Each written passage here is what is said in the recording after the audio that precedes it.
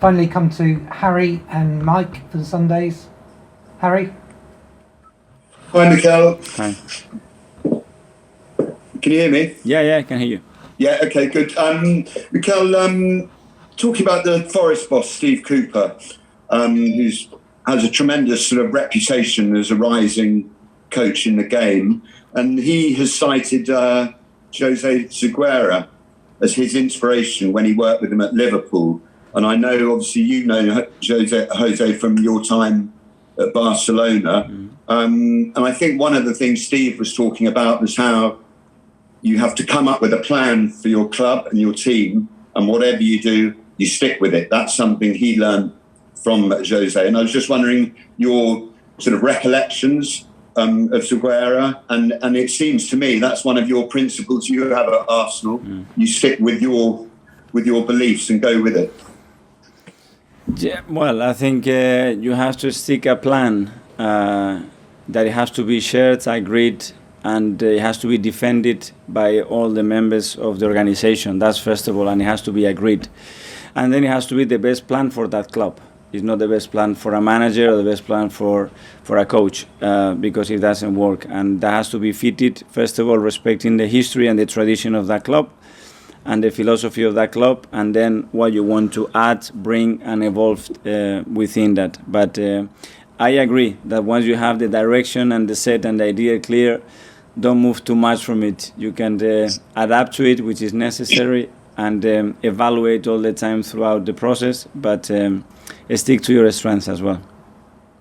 And on Steve himself, I mean, you with City 2 or 3 seasons ago, I think I was there at Swansea, and it was an incredible cup tie you had with City then, and they nearly beat you. I mean, he will take this competition seriously, and obviously Forest have had a tremendous run under him. Does that show what a good coach he is?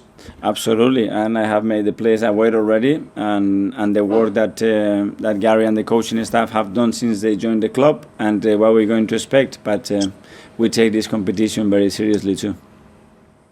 Right, and Forest themselves, obviously, back in the 70s, won the European Cup twice, league title. How much do you know about that? And Brian Clough, obviously, as a legendary coaching manager in this country. I mean, is it something Pep and you were aware about when you were at City, the Clough thing? And how much do you know about Forest? I'm aware because I love the history of the game, the history in this country, and I have read about it. But obviously, I didn't live with it, and I think that's very, very different. You know, when you are part of a decade when that happened, and you have lived with it with your parents, with your family, and you have experience, it is different. And I think colder as well when you just read it. But it was a tremendous achievement, and it's part of that history.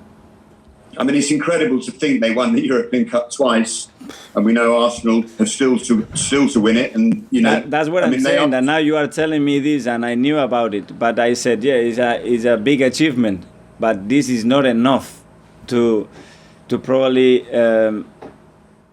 I don't know, give the credit that they deserve to what they did. But if you were part of that and you lived that on that time, how difficult it was to win that championship, then you really realize and value what they did. Okay, so you're expecting a great cup tie, aren't you, on Sunday? I do, and a great atmosphere, and I know that stadium, and it will be tough. Okay, best of luck. Thank you for your time. Finally come to Mike from Telegraph. Hi, Mikel. Hi.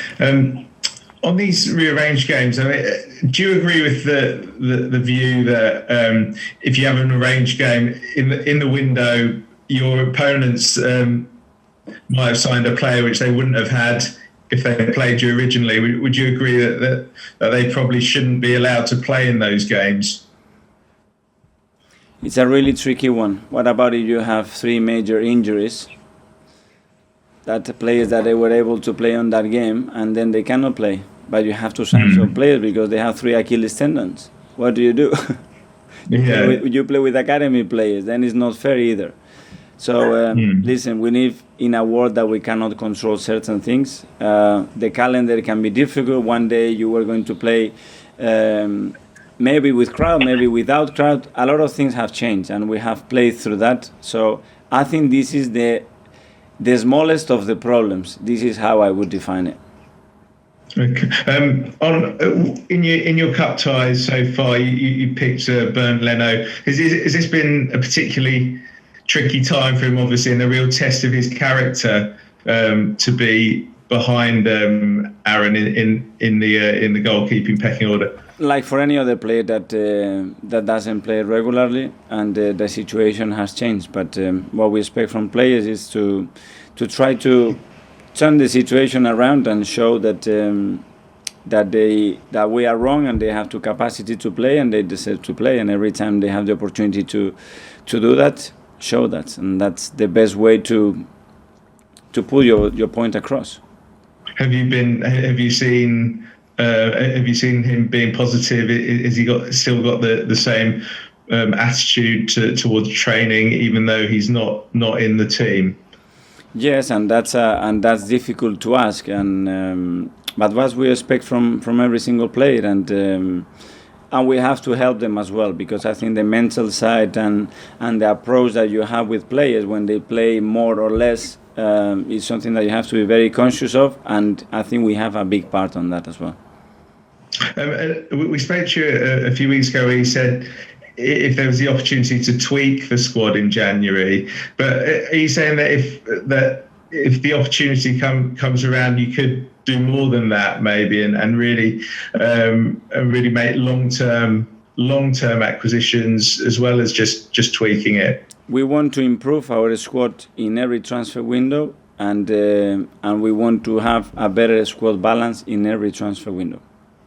How does it with Edu? How does it work? You as the coach, are you talking to him every day about these possibilities that are coming up, or do you leave that to him? We have a leadership team that is in constant communication. Obviously, Edu and I talk every single day, and we share all the ideas, concerns that we have, all the opportunities. He is in full charge to go through all the markets, the opportunities with his team, and we are lucky because we have great communication.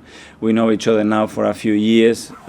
We've been through a lot since both joined the club, and we are very, very in a line, not only with him, but as well with all the directors and ownership. Are you optimistic of something happening this month for you in terms of incomings? I'm always optimistic. Okay, thank you. Thanks, Mike. Thanks, everybody. Thank you.